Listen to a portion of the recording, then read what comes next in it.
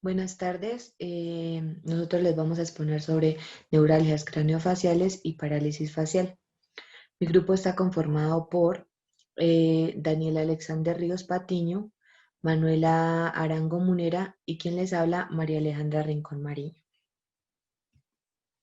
Entonces, las neuralgias que les vamos a exponer es la neuralgia del trigémino, neuralgia glosofaringea, neuralgia del nervio intermedio, neuralgia auriculotemporal, laringia superior y occipital. En cuanto a la neuralgia del trigémino, entonces tenemos que es definida como un trastorno caracterizado por dolor orofacial de una o más divisiones del nervio trigémino. La neuralgia del nervio trigémino es causada por esclerosis múltiple, afecta generalmente un lado de la cara y la neuralgia tiene un inicio abrupto y una corta duración, que va generalmente entre unos segundos hasta 2 minutos.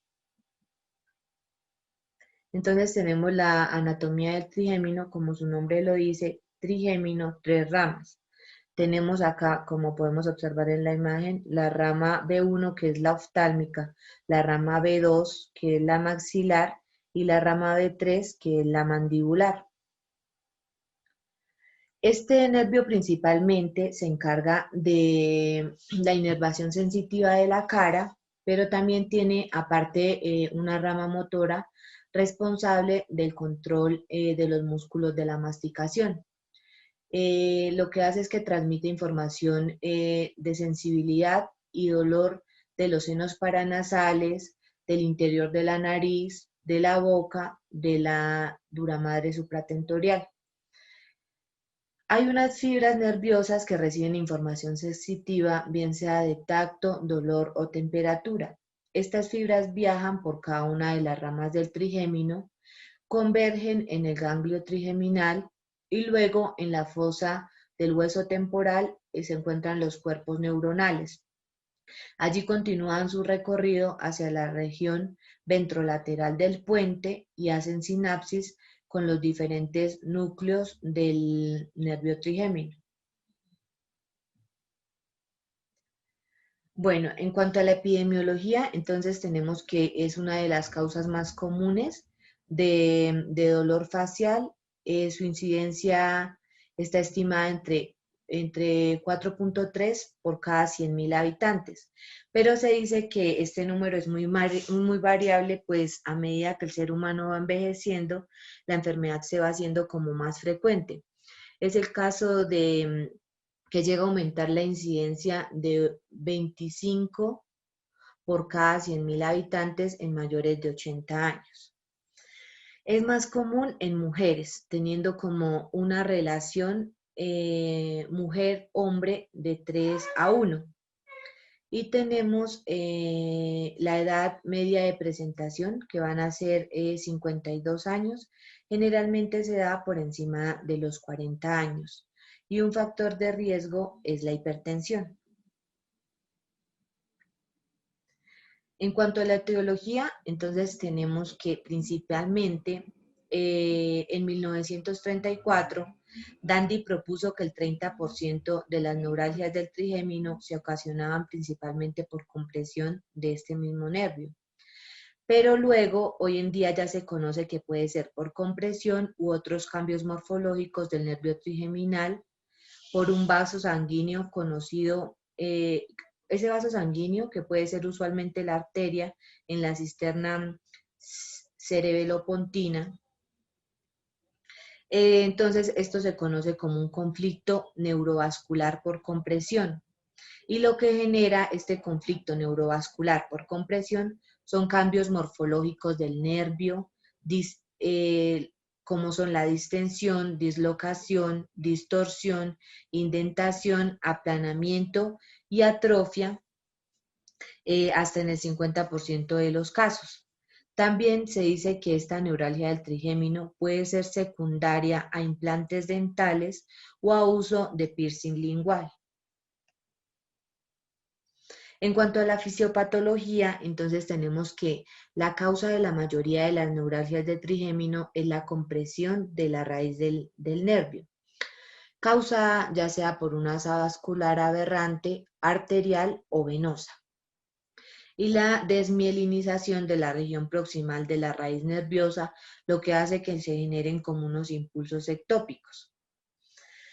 Entonces, cuando se da la desmielinización y luego la remielinización, entonces llevan como a una intercomunicación efáptica que en sí es como una transmisión de impulsos nerviosos de una fibra a otra a través de la membrana, pero sin necesidad de que haya una sinapsis.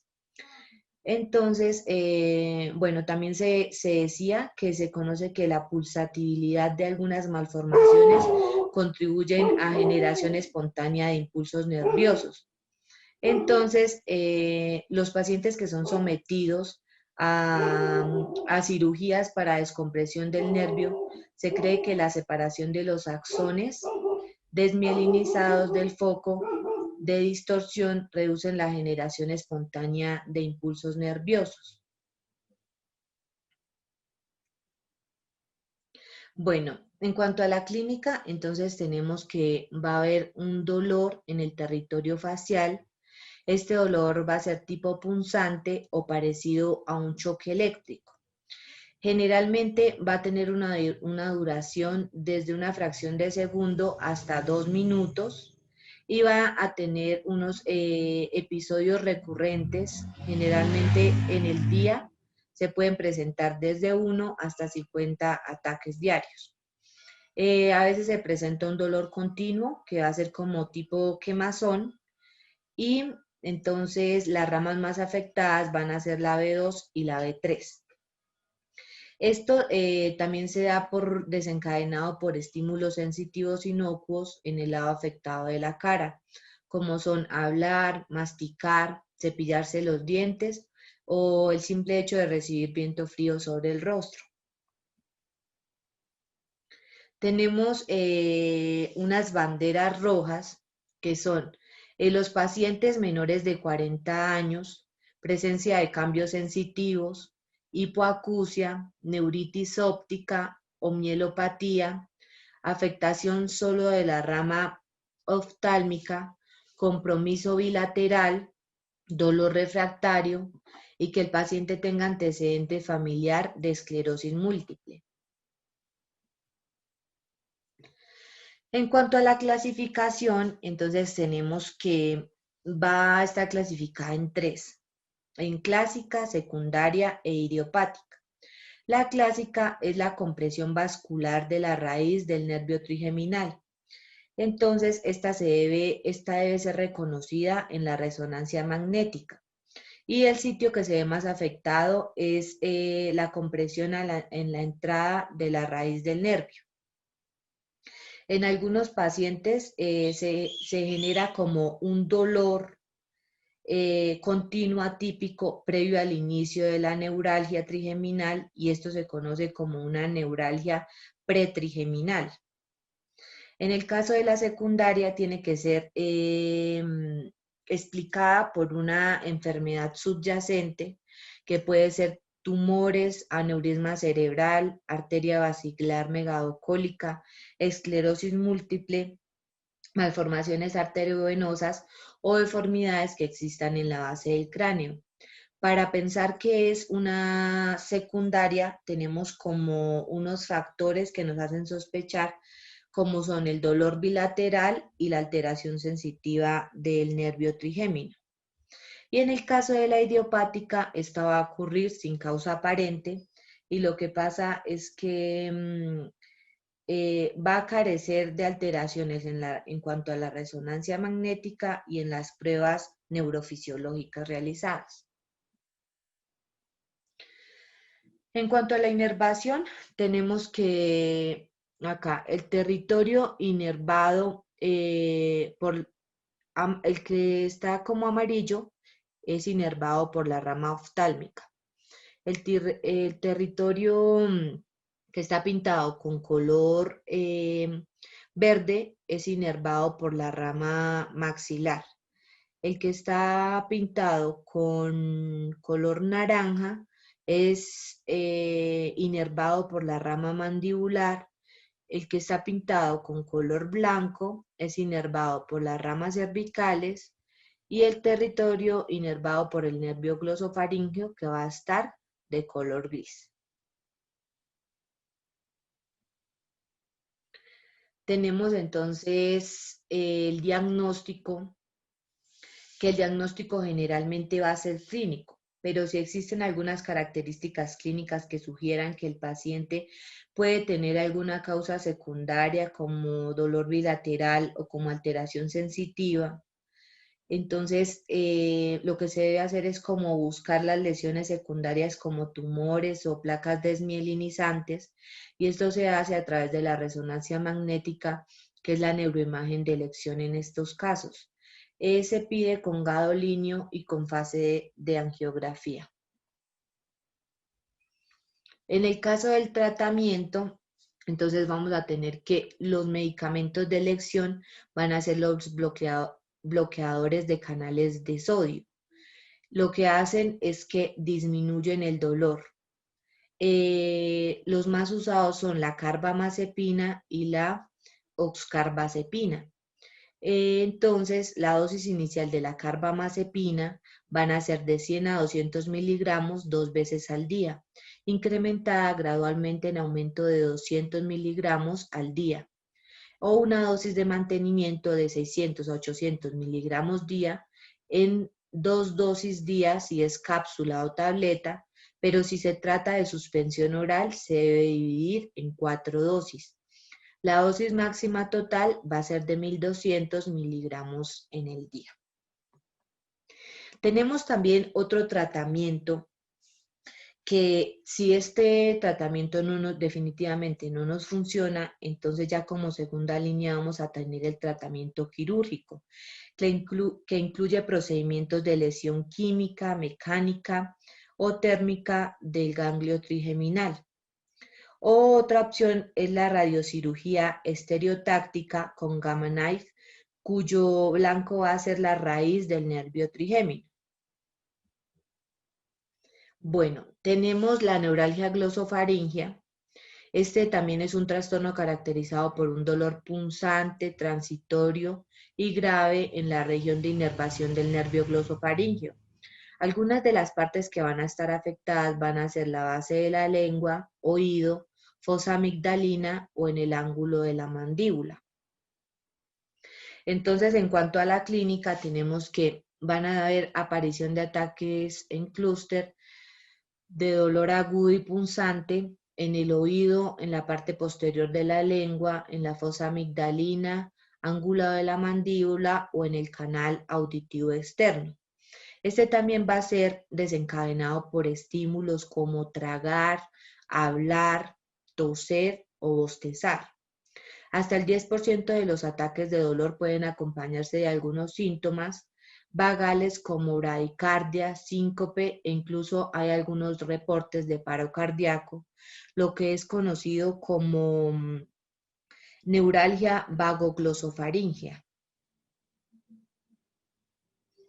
Bueno, en cuanto a la fisiopatología, es muy parecida a la del trigémino. Tenemos que se presenta por compresión vascular de la zona de entrada de la raíz nerviosa por la arteria cerebelosa posterior inferior y es más raro que sea por la arteria cerebelosa anterior inferior. Hay otras causas por las cuales se presentan, aunque son menos frecuentes, que puede ser por trauma, neoplasia, infección, elongación del proceso estiloideo, que es conocido más comúnmente como síndrome de Egli. La bradicardia y el síncope asociados son debidas al compromiso de las vías aferentes parasimpáticas y el seno carotídeo. En cuanto al diagnóstico, entonces tenemos que va a ser por resonancia magnética cerebral con o sin contraste con enfoque en el tallo cerebral. Y en cuanto al tratamiento, tenemos que hacer el mismo tratamiento que en la neuralgia del trigémino, en donde usaremos tratamiento como bloqueadores de canales de calcio, como ya vimos anteriormente, como la carbamazepina o la oxcarbazepina. Gracias. Bueno, tengan un cordial saludo. Es Daniel Alexander. Ríos Patiño. Corresponde hablar sobre la neuralgia del nervio intermedio, la neuralgia auriculotemporal, la neuralgia laringea superior y la neuralgia occipital. En cuanto a la neuralgia del nervio intermedio, conocida también como neuralgia del geniculado, tenemos que por definición es un trastorno caracterizado por dolor paroxístico de corta duración localizado en la porción profunda del canal auditivo. Este dolor también puede irradiarse a la región parieto-occipital. En cuanto a la epidemiología de esta enfermedad, tenemos que es un trastorno raro, ya que hay una revisión sistemática que incluyó 150 casos reportados en la literatura entre 1932 y el año 2012. En cuanto a la patología o la fisiopatología de esta enfermedad, se ha propuesto que al igual que la neuralgia trigeminal, sea debida a un síndrome de compresión vascular. Este síndrome hace alusión o consiste en el atrapamiento de un vaso por otra estructura en un espacio anatómico que vea afectado su tamaño en cuanto a la disminución del mismo. En cuanto a la clínica de la enfermedad, se caracteriza por un dolor punzante, intermitente, similar a una descarga eléctrica, como es descrito por la sensación de los pacientes en la porción profunda del oído. Siempre es unilateral y en la mayoría de los casos ocurre en pacientes de edad avanzada. También se asocia este dolor al lagrimeo, a salivación o alteraciones en cuanto a las sensaciones la sensación del gusto como tal. En cuanto al diagnóstico, para el diagnóstico de esta enfermedad es necesario descartar otras causas de otalgia. Puede estar en conjunto con neuralgia trigeminal, como se asocia en la fisiopatología, y también puede ser secundaria a una infección por el virus del herpes zóster. Además, se han reportado casos familiares a neuralgia occipital, que es otro tipo de estas neuralgias craniofaciales en la cual voy a andar más adelante.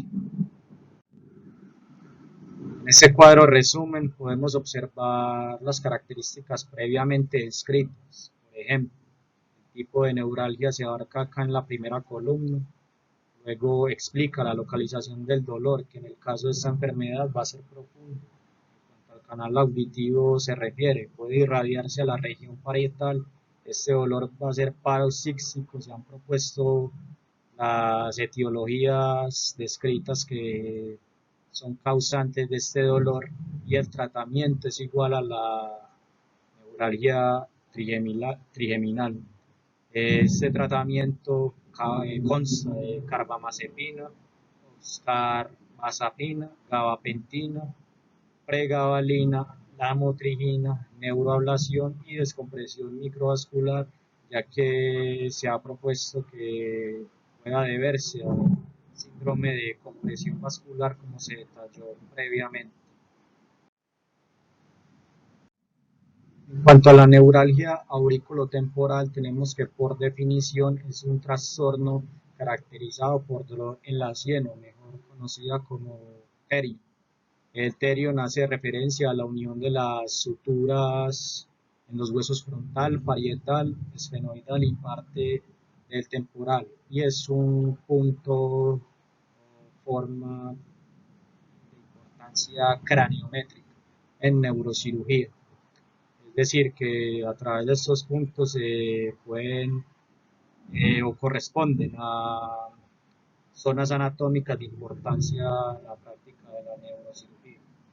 También este dolor puede estar también en la región del oído, el oído como tal, en la articulación temporomandibular, en la región preauricular y la región parotidia. En cuanto a la epidemiología de esta enfermedad, se ha reportado una prevalencia del 0.2 al 0.4% y es más frecuente en mujeres de edad media.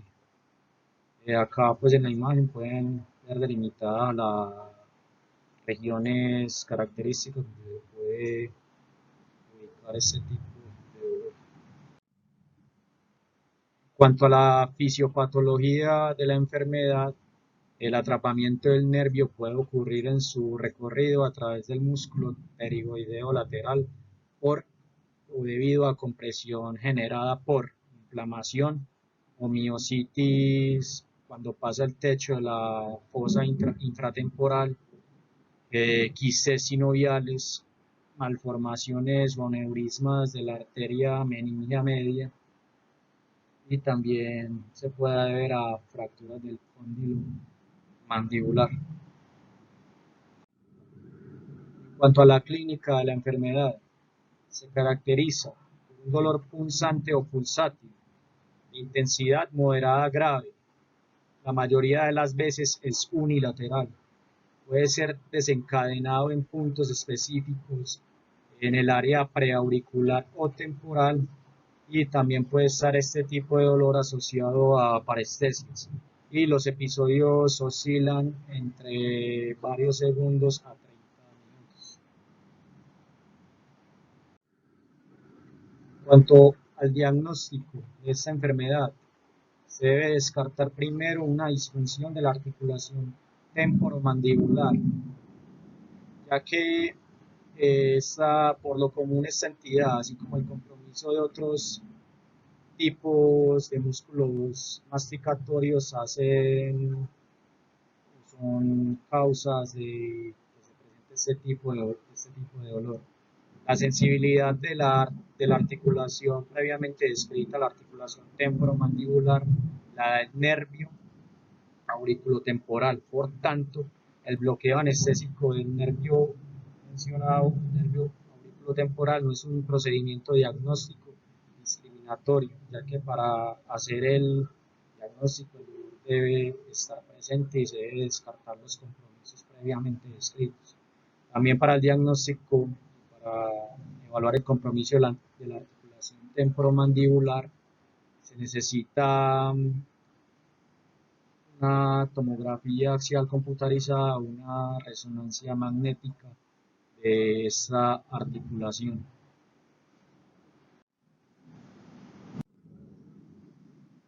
Como en la patología anterior, también tenemos un cuadro a manera de resumen que hace una distribución o resumen de todas las cuestiones previamente descritas. Entonces podemos observar el tipo de neuralgia, en este caso la neuralgia auriculotemporal, dolor caracterizado en el terion, en el oído, la región preauricular o en la articulación temporomandibular o también en la región del área parotidia. También es un dolor paroxístico. La provocación del dolor, acabé de hacer énfasis previamente, se debe a palpación del nervio sobre el área anatómica del terion, el área preauricular también.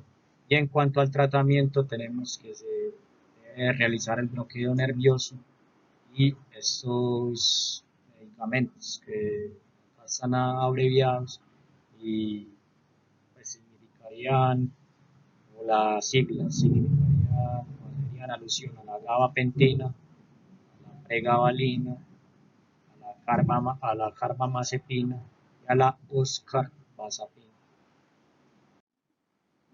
En cuanto a la neuralgia laringea superior, tenemos que por definición es un trastorno caracterizado por dolor severo en la región cervical anterolateral, irradiado desde el lado del cartílago tiroideo o el seno piriforme hacia el ángulo de la mandíbula y ocasionalmente al oído. En cuanto a la epidemiología de esta enfermedad, tenemos que ocasiona del 1 al 1.3 al 3% de las neuralgias craneales de todo este grupo grande de enfermedades, y no hace distinción por sexos, sino que afecta a ambos sexos por igual. En cuanto a la fisiopatología de la enfermedad,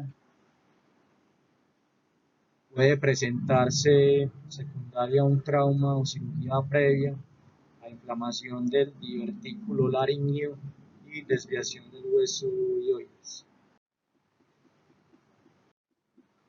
En cuanto a la clínica de esta enfermedad, se caracteriza por la ocasión del dolor con la palpación del nervio laringio superior en el punto de entrada a la laringe. El dolor puede desencadenarse con el habla, la deglución, y cuando este dolor puede afectar a la deglución, puede afectar también además la ingesta de los alimentos y ocasionar pérdida de peso. Además también puede desencadenarse con la tos y también el bostezo, además de que en algunas ocasiones puede aparecer también asociado el ronquido, la aparición de esta cuestión como tal. En cuanto al diagnóstico de esta enfermedad, la clave diagnóstica es que el dolor es desencadenado con la palpación, como hemos evidenciado en toda la explicación o esta charla sobre este tipo de patología. Es un diagnóstico de exclusión. En primer lugar, hay que descartar patologías importantes como lo es el carcinoma de faringe. También hay que tener en cuenta en cuanto a los diagnósticos que pueden afectar a esa misma región anatómica, como lo puede ser el síndrome de Eagle. Este síndrome es una condición rara que resulta tanto de la elongación del proceso estilo temporal o también de la calcificación del ligamento estiloideo.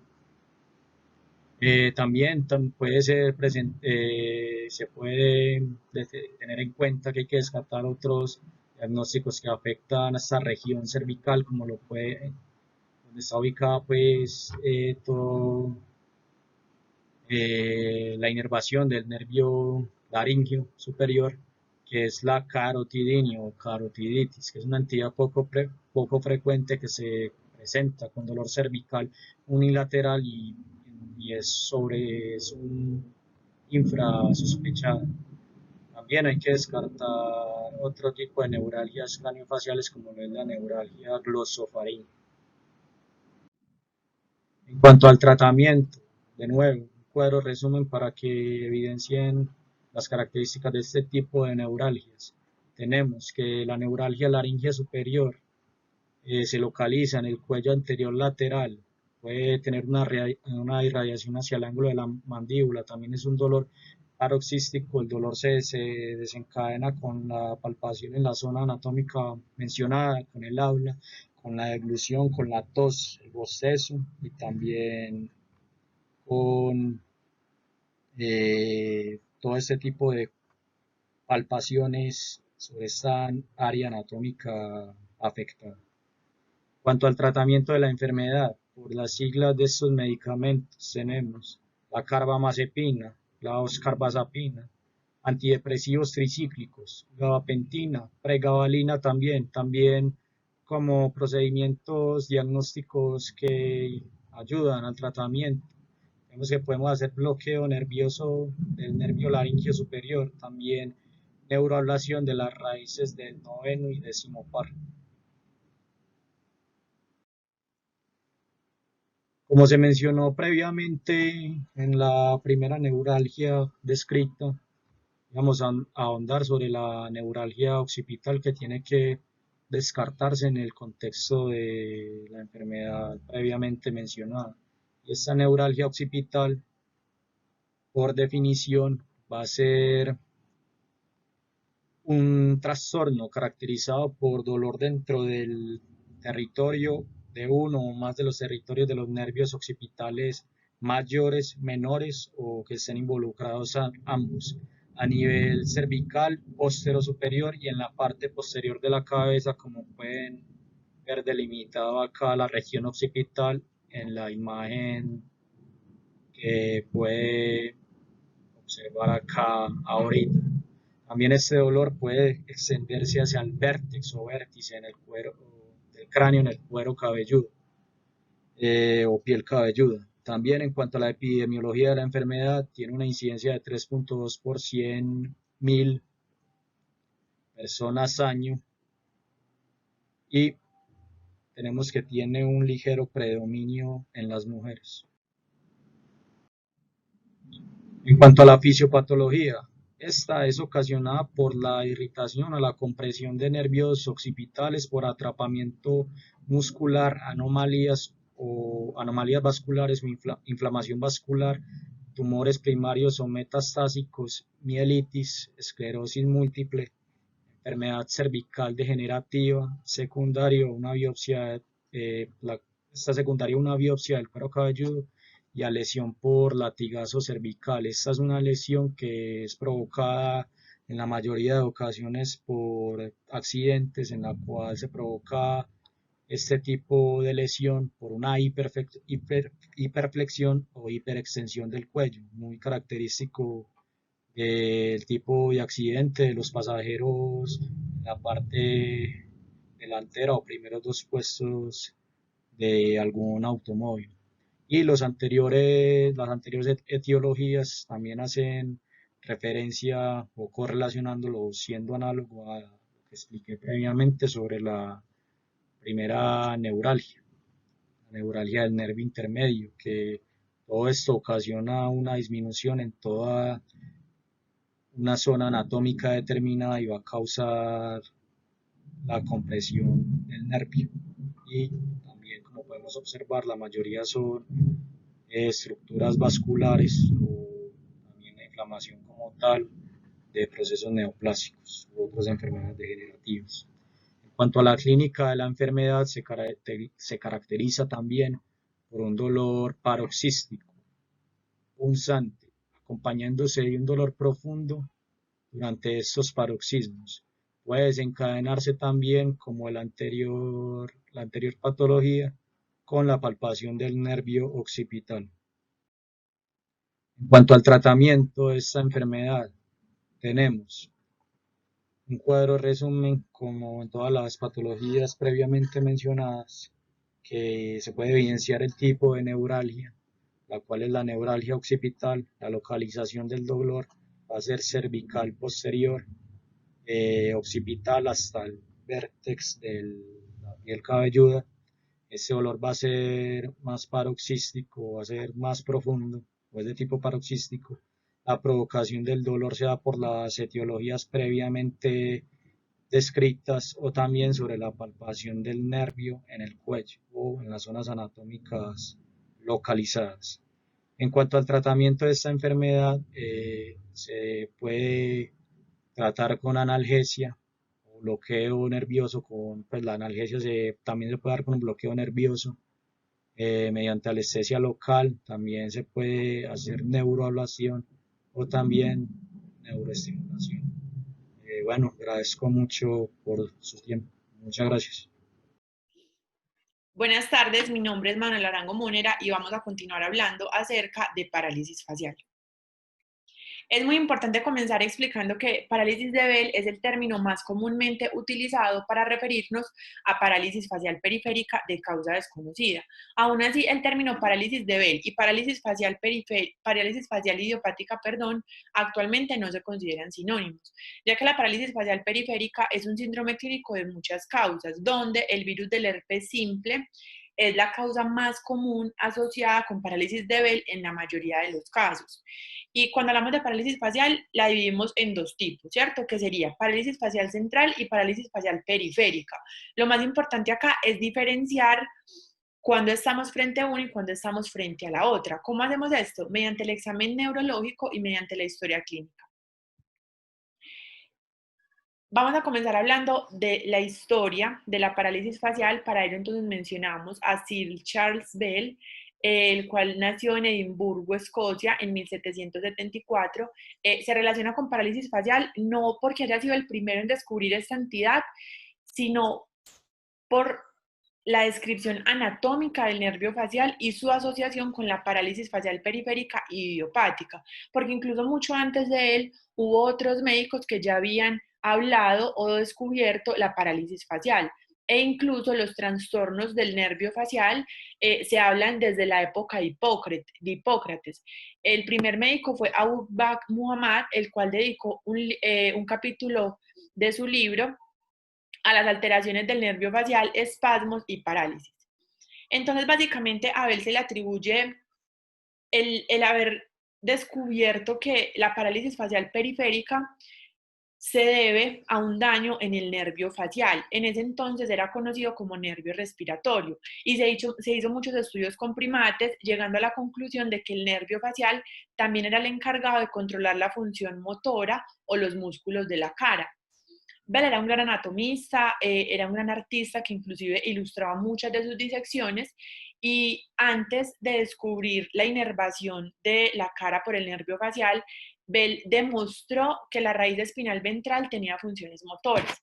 Entonces a él se le atribuye la ley de Bell-Mahendi y el signo de Bell, donde la ley de Bell-Mahendi nos habla de que se atribuyen funciones motoras y sensoriales a las raíces ventrales y dorsales respectivamente. Y el signo de Bell básicamente nos habla de que cuando el paciente trata de cerrar el párpado, el globo ocular se tira hacia arriba y hacia afuera. Es muy importante mencionar aspectos relevantes sobre la anatomía del nervio facial. Este también se conoce como el séptimo par craneal. Es un nervio mixto, ya que tiene fibras motoras que pues van a inervar la parte muscular de la cara, fibras parasimpáticas que se encargan de la parte de la glándula lacrimal, submandibular y sublingual, fibras aferentes que llevan información captada por los receptores gustativos hacia el tercio anterior de la lengua, y fibras aferentes somáticas, las cuales se encuentran en la parte postero superior del conducto auditivo externo. Es importante tener en cuenta que el núcleo del séptimo par craneal se encuentra en el tegmento de la protuberancia caudal. Además, la primera rama del nervio facial sale del ganglio geniculado, el cual está compuesto de fibras que inervan a las glándulas lacrimales. Entonces, por ende, es que si en un paciente con parálisis facial periférica vemos que tiene la lacrimación disminuida, eso nos habla de que hay una lesión proximal del séptimo par craneal. Además, distal al ganglio geniculado se encuentran fibras que inervan el músculo estapedio o el músculo del estribo. Este músculo explica el por qué los pacientes con parálisis de Bell pueden presentar hiperacusia. En cuanto a la epidemiología de la parálisis facial, la parálisis de Bell representa de 20 a 30 casos por cada 100.000 personas al año.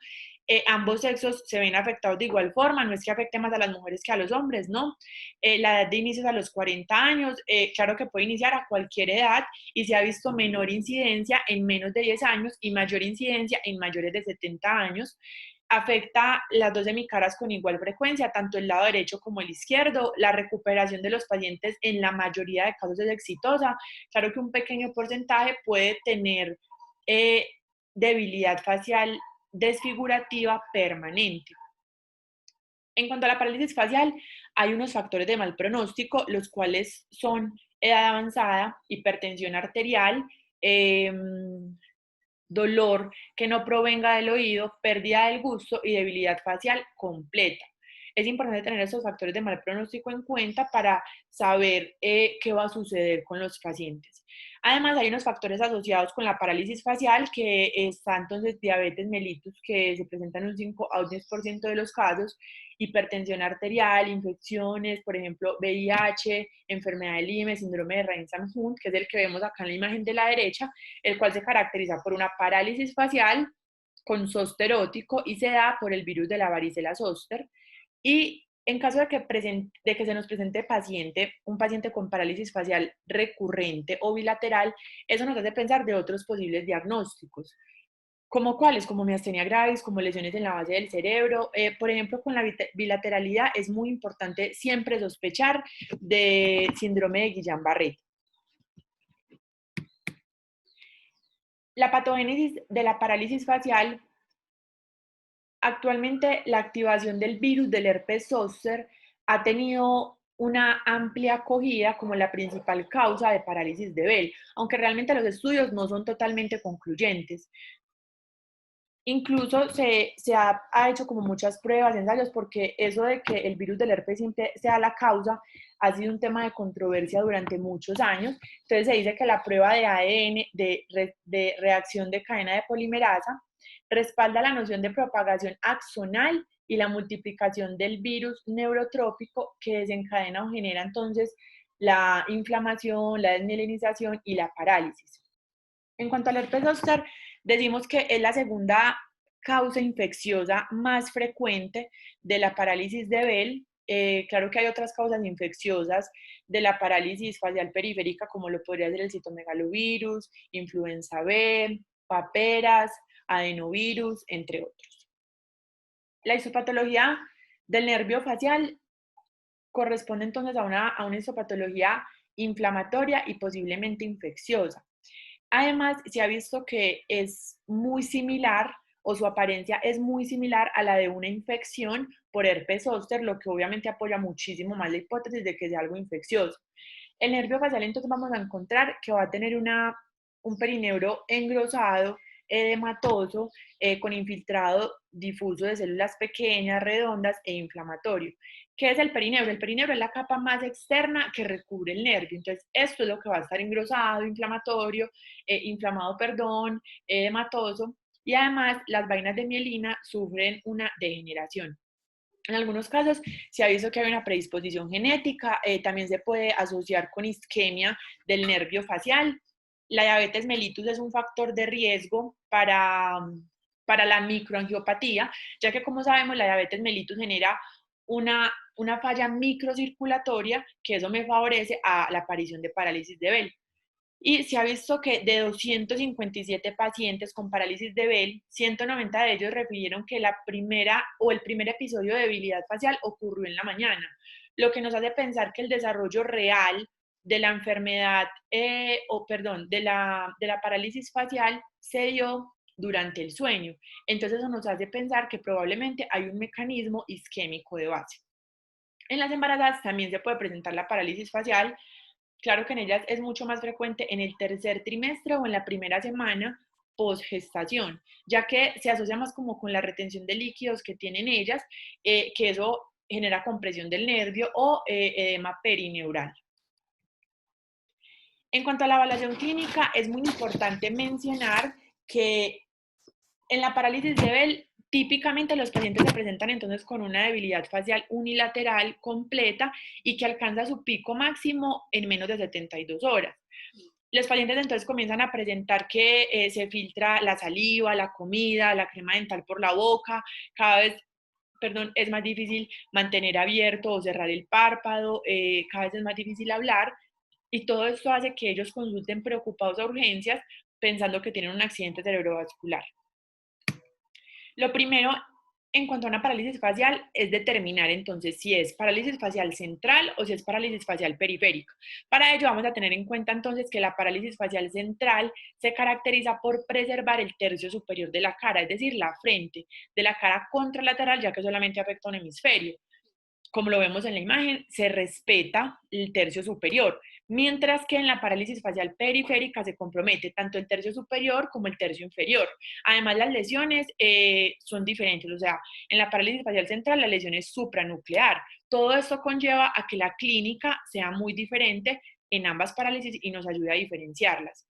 En cuanto a la parálisis facial periférica, vamos a tener entonces que el surco de la ceja se va a perder, el pliegue nasolabial se va a aplanar, la fisura palpebral se va también como a aplanar, a perder o se va a volver más ancha.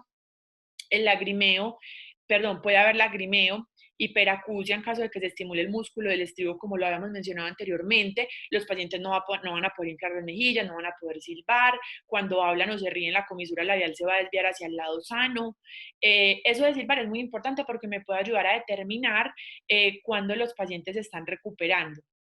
Pérdida del gusto ipsilateral, también podemos encontrar que esa pérdida del gusto puede ser inclusive el primer signo y, como ya lo hemos mencionado anteriormente, es un factor de mal pronóstico. Los pacientes con parálisis de Bell también pueden presentar dolor, que es un dolor más como en la región del conducto de la oreja, o en la apófisis mastoide o en la cara. Y si es dolor que no provenga del oído, ya eso nos va a indicar que es un factor de mal pronóstico. También pueden presentar parestesias o como sensación de entumecimiento en el rostro, pero realmente las funciones de sensoriales están normales.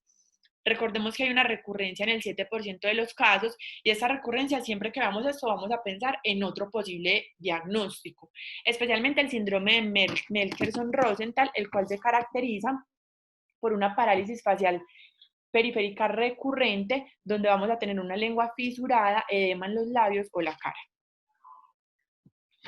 Acá tenemos entonces una clasificación, que es la clasificación de House-Brackmann. Es una clasificación que se divide en 6 categorías, donde a mayor número, a mayor categoría va a ser peor el pronóstico o la condición clínica del paciente. Por ejemplo, en la categoría 1 tenemos una función facial normal en todas sus áreas, mientras que en la categoría 6 ya hay una parálisis total, ¿cierto? En la categoría 2 sería una disfunción leve, donde globalmente vamos a tener debilidad superficial notable a la inspección cercana, puede haber mínima sinestesia, los movimientos de la frente van a ser con una función de buena a moderada, el ojo va a cerrar completamente con mínimo esfuerzo y la boca tiene asimetría mínima al movimiento. Y como lo hemos mencionado, a mayor categoría, peor es el pronóstico del paciente o peor es como la condición clínica de este.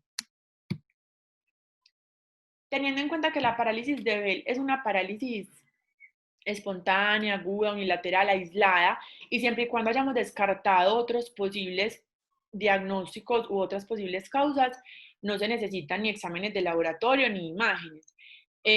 Aunque desafortunadamente la mayoría de médicos hacen siempre imágenes y pues no es como lo recomendable, no es necesario. Aún así en las pruebas diagnósticas tenemos el electrodiagnóstico que nos sirve para evaluar el pronóstico de estos pacientes. Acá hablamos entonces de la electromiografía, la cual me ayuda a indicar una lesión incompleta con potencial recuperación. Tenemos las imágenes, que las imágenes se usan es como para ciertos casos específicos que más adelante los vamos a mencionar. Y tenemos entonces tomografía computarizada, que esta me sirve mucho más para ver las estructuras óseas, y la resonancia magnética para ver tejidos blandos, pruebas serológicas para la enfermedad del IME, en adultos con parálisis facial periférica, especialmente se estuvieron en zonas endémicas del IME, que sería Estados Unidos y Europa. Y acá es donde hablamos de las imágenes, en los patrones particulares, ya que en esos patrones particulares sí es donde necesitamos hacer unos estudios más a fondo para determinar la etiología. Entonces, en esos patrones particulares incluye parálisis facial fluctuante o por etapas, parálisis facial bilateral, que acá sospechamos de Guillain-Barré, parálisis facial recurrente, que sospecharíamos de síndrome de Michelson-Rosenthal, que fue el que mencionamos anteriormente, parálisis completa prolongada, que se caracteriza por durar más de 4 meses. También tenemos la parálisis facial completa súbita, que se da por una hemorragia intratumoral, o podemos tener signos de afección de otras estructuras del tallo. En estos casos, ¿qué haríamos? Imágenes de resonancia magnética, inclusive pedir exámenes de sangre para descartar otra posible causa como una infección. Es muy importante mencionar que según el sitio del daño del nervio facial vamos a tener el cuadro clínico o las manifestaciones del paciente. Por ejemplo, si el daño fue en el nervio facial, en el canal auditivo interno cercano o involucrando el ganglio geniculado, los signos clínicos va a ser debilidad facial ipsilateral, lagrimeo, salivación y gusto pueden estar involucrados, características comunes asociadas, tinnitus, nistagmo, alteración auditiva, y causas comunes, entonces tenemos la parálisis de Bell, síndrome de Ramsay-Hunt y neuroma acústico o facial. Entonces es muy importante tener en cuenta que las manifestaciones clínicas van a depender de dónde se encuentra el daño del nervio facial. Tenemos unos diagnósticos diferenciales de la parálisis facial, porque recordemos que el núcleo del séptimo par craneal se encuentra en la protuberancia, entonces cualquier lesión a ese nivel me puede presentar o me puede generar una clínica muy similar.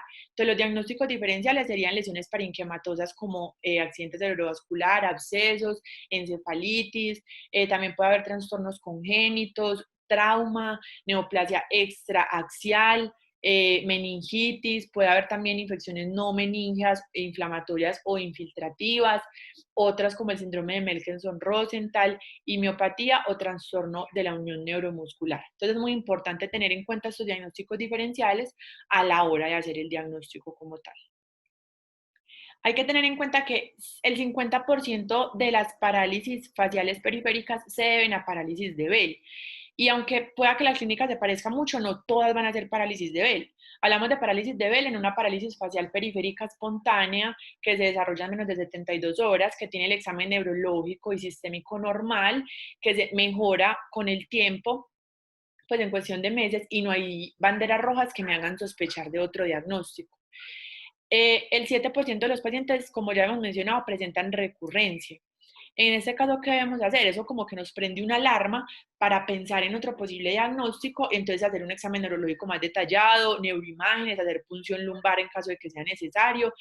Y al examen neurológico hay unos signos de alerta, que son los que debemos tener en cuenta. ¿Cuáles son? Bilateralidad, hemiparesia, afección de otros pares craneales, sordera, nistagmus, parálisis horizontal de la mirada y debilidad sistémica. Y al examen físico debemos buscar vesículas en el conducto auditivo externo, adenopatías cervicales, edema facial, cáncer en la piel, otitis media, lengua fisurada, todo esto con el fin de ¿qué? Todo eso es con el fin de descartar posibles diagnósticos diferenciales en cuanto a una parálisis facial. Esas son las banderas rojas que hemos mencionado anteriormente. Las banderas rojas son las que nos hacen dudar del diagnóstico de parálisis de Bell como posible causa de esa parálisis facial periférica. Entonces tenemos inicio gradual, vértigo, pérdida auditiva, tinnitus, no mejora a los 4 meses, parálisis facial bilateral, otros pares craneales involucrados, debilidad vulvar o en extremidades, ensanchamiento de la glándula parótida, otitis media, que son los que mencionamos anteriormente, brote en la piel, VIH, cáncer de piel en cara y cáncer sistémico.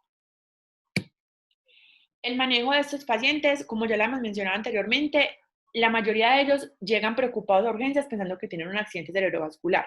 Entonces, lo primero que hay que hacer es tranquilizarlos, educarlos acerca de lo que realmente tienen y hablarles del pronóstico, porque es que el pronóstico de estos pacientes realmente es muy bueno, especialmente para los que tienen una parálisis facial de leve a moderada.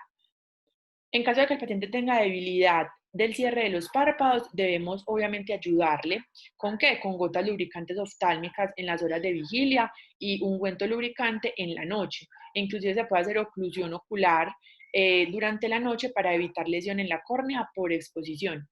Y hubo 2 estudios, clase 1, por la Asociación Americana de Neurología del 2012, debatiendo como el uso de esteroides y antivirales en parálisis facial. Llegaron a la conclusión entonces que el manejo farmacológico, la terapia más adecuada para estos pacientes es prednisolona oral, 1 miligramo kilo día por 7 días, y en caso de que sea una parálisis facial periférica severa, es decir, una clasificación de House de 4, 5, 6, hablaríamos entonces de agregarle aciclovir oral, 400 miligramos 5 veces al día por 7 días, o valaciclovir oral 1000 miligramos cada 8 horas por 7 días. Y cirugía se recomienda a los pacientes que tienen, por ejemplo, debilidad facial desfigurante, como para mejorar su funcionalidad y su parte estética. Acá tenemos un algoritmo entonces que nos resume todo lo mencionado anteriormente.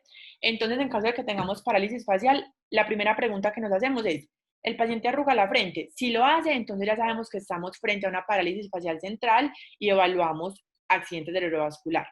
En caso de que no, entonces vamos a preguntarnos, ¿hay alguna causa de parálisis facial? Si sí la hay, ya serían los diagnósticos diferenciales y entonces ahí tendríamos que tratar el agente causal para poder mejorar esa parálisis facial. En caso de que no, ya estamos frente a una parálisis de Bell y hacemos tratamiento si la presentación ocurrió hace menos de 72 horas. El tratamiento depende entonces si fue una parálisis leve a moderada, es decir, una clasificación de House-Bragman 1, 2 o 3, o si fue parálisis severa completa, sería una clasificación de House de 4, 5 o 6. Entonces, si fue una parálisis leve, sería prednisolona 1 miligramo kilo día por 7 días vía oral, y si es grave o completa, prednisolona 1 miligramo kilo día por 7 días vía oral, más aciclovir 400 miligramos 5 veces al día por 7 días vía oral.